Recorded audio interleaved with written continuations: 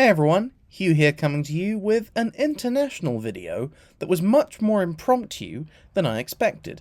So I recently went on holiday to Washington for a few days, and before I flew out, I discovered that Amtrak's new Acela trains would enter service while I was there, and I thought it would be kinda cool to go for a ride on them, as well as the trains that they are replacing, especially as I haven't ridden trains in America before. Also, this video is going to be entirely narrated, as this is the first video I've not only filmed in a foreign country, but also the first with family. Thanks for putting up with your son's love of trains, Dad.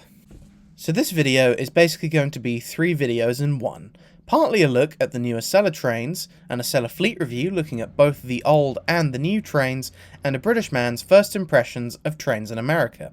But first, let's take a look at what the Acela is, as I'd imagine most British viewers won't have too great a knowledge of it. The Acela, formerly the Acela Express, is the premium high-speed train service operated by America's national passenger rail operator, Amtrak, and runs along the Northeast Corridor between Boston South and Washington Union stations, via New York, Philadelphia, and Baltimore, often seen as the busiest rail corridor in the USA, and one of very few to be electrified, and given how sparse American passenger train service is outside of it, it's not very surprising. It is also the fastest train in the United States, with a maximum service speed of 150 miles per hour, although most of the time the train travels at 125 miles per hour, the same as the average intercity train in Britain.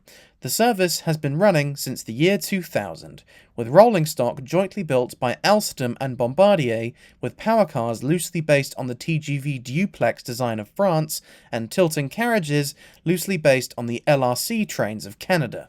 However, these trains are now set to be replaced by the Acela NextGen sets, also known as the Avelia Liberty, also built by Alstom and loosely based on their new Avelia platform, which will soon be seen on the French TGV network with the new TGV-M Avelia Horizon trains due to enter service next year with very similarly designed power cars.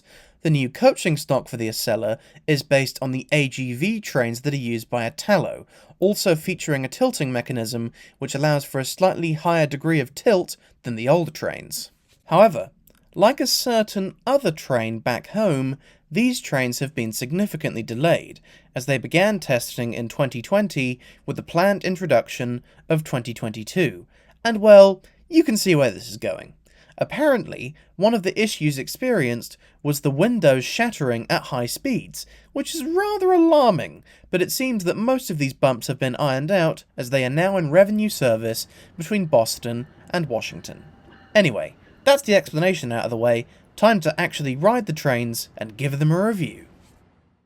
So, on August 28th, I arrived at Washington D.C.'s surprisingly beautiful Union Station, located only a few blocks from the US Capitol building, to ride not only the Acela, but Amtrak for the first time.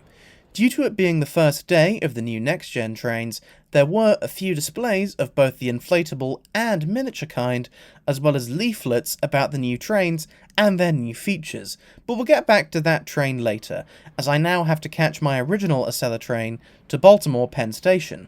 When we got to our assigned platform, it felt much more like boarding a plane at an airport, with a queue and everything. I guess it fits with the popularity of domestic air travel in the US, but as an Englishman, it was rather bizarre. We eventually got to the platform and were greeted with the sight of our original Acela set and walked down and boarded. For the record, on both trains in this review, I will be looking at the business class offering, as on Acela there are 2 different classes, business and first. Those names presumably denote it as a premium train service in the Northeast, as slower Amtrak services have a coach class as a base option, though I didn't get to try that. Once on board, the similarity to an airliner became even more apparent, with our seats being very reminiscent of an older style business class seat, and airline style overhead lockers being present, which confused me even more. The seats, however, were very comfortable, and come with the tray table with a rather bizarre folding mechanism, a seat back pocket with a safety card in it, again, more airline vibes, plug sockets, but of course only American style, so remember your adapters folks, and a recline function, always good to see on a premium seat, and a broken radio panel, and a footrest. Overall, a very nice seat, especially for a train, but again, in keeping with the theme, feels much more akin to an airliner and very much out of the late 1990s. Also, first class looks almost identical except for a slightly wider seat and a 2x1 configuration. Following our departure from DC, with a bizarre Wicked train across from us, we started heading through the Maryland countryside, and one thing that did surprise me was that we were able to do 120 miles per hour, only 5 miles per hour below being considered high speed in Britain. Of course, the Acela can go faster, but it felt odd to me being on a train in America and doing ECML speeds, as I normally associate American trains with being rather slow. But then again, this train is a drastic exception from the norm. Soon enough, we were approaching Baltimore's Penn Station, concluding our very short journey on the original Acela set. Penn Station itself was quite a surprise for me, as it was rather striking and had more charm than I thought, something I sadly can't really say for the rest of Baltimore. After 90 minutes in Baltimore, which to me felt like 90 minutes too many, including a ride on its rubbish light rail system, we were back at Penn Station to return to Washington, but this time on the new Acela NextGen train. The journey didn't get off to a great start as the train was a few minutes late arriving, but that did allow me to chat a bit to some American rail enthusiasts and explain to them what an Englishman was doing at this event. Immediately as the train arrived and the doors were released, I noticed that this new train had level boarding, which was great, although I failed to capture it on camera and also my dad got in the way. On first impressions, I must say that this new train feels much more like a train compared to the original Acela. The seats were very comfortable, and like the old train, come with a slightly more conventional tray table, a seat pocket with a safety card, a service guide, and on this service, a commemorative certificate that apparently entitles you to some Amtrak loyalty points, a footrest, and of course, the seats do recline, although bizarrely, instead of the seat tilting back, the base moves forward, which is certainly interesting to say the least. The seats do also feature standard plug sockets in between, as well as a reading light built into the headrest and 2 USB ports underneath the centre armrests. 2 excellent additions in my mind. The carriages are also equipped with information screens, and instead of the airline-style overhead lockers, you get normal luggage racks. In addition to the certificate, the very kind train staff also gave us pin badges of the new trains, and most of this Acela merchandise has made it home to London with me as a rather nice souvenir. Of course, as mentioned earlier, the main standout feature of these new trains is the tilting mechanism, and unlike the very minor system on the old trains, you can certainly feel it. It's not the easiest thing to get on camera, but you can see it here. After what only seemed like 10 minutes, although it was probably closer to half an hour, we were already approaching DC's Union Station, concluding what I believe was the first Acela Liberty journey going southbound, although I don't know whether that was the case. After disembarking and taking selfies with the train, I decided to try and have a quick look at the first class carriage, and I must say, once again, it looks like a bit of a rubbish upgrade, with similar seats, only slightly wider and in a 2x1 configuration.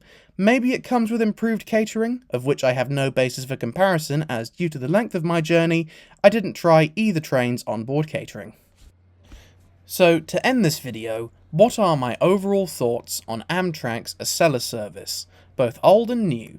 I will say of the 2 trains, I most definitely prefer the new Acela Liberty trains, mainly because they feel more like a train on the inside compared to the old ones, and by the addition of the improved tilting mechanism, as well as having a longer coach formation, having 9 passenger cars over the original train's 6, they can hopefully allow for improved speeds and capacity, making the train a much more viable option for travel in this part of America. The old trains were very nice and certainly felt premium, but are certainly getting tired and feel increasingly more like a plane than a train, and even despite their long and convoluted decade-long journey from concept to service, the new train certainly feels like a good upgrade. However, when it comes to cost, it gets complicated, And honestly, I do not know what the reasoning is behind the prices, but at least on Amtrak's website, NextGen train services are marked clearly. But do be cautious about the prices if you want to do this yourself. If you want more details on why trains in America are so pricey, then this video from CNBC is highly recommended. So, that's it. That is my review and thoughts of Amtrak Acela trains. Clearly an outlier amongst most American passenger trains, making my first experience with Amtrak rather sanitized, but I do think the new Acela trains do have some serious potential if they can allow for higher speeds on the line as well as better capacity, allowing more Americans in the Northeast to get out of their cars and onto trains. Anyway, that's it for the moment. Thank you very much for watching, everyone, and I will see you soon. Farewell! So, as the names of our very, very good Patreon supporters and YouTube members scroll by, I'm going to do this little addendum to the video. I've just actually finished recording the audio for it. So, while I was in Washington, of course I rode its rather cool metro system, and I picked up a map for it, and there's something, well, rather funny about its map. And so, for comparison, here is a tube map. I'm pretty sure most of you guys know what this is. And here is the map for the Washington Metro. Okay, yeah, it's a bit bigger, but it probably just folds out very easily and gives you the map. Well, let me show you. So here is, tube map. I can fold it out without even looking at the map. Very easy. Let's try the Washington Metro map. You have to like fold it out like 5, 6 times more, and then you have to unfold it. I have to look at it to do this, like that. It's that big. It's that big. It has to have a giant index of the stations on the map. It's that big for a system that's probably smaller than London's, and like London does it by just putting the index on the back. This is just insane. This is so big. I just find that funny. And if you're wondering what's actually on the back, it's a bunch of information, I guess, but seriously, Washington Transit Authority. That's too big. Anyway, thanks for watching, everybody.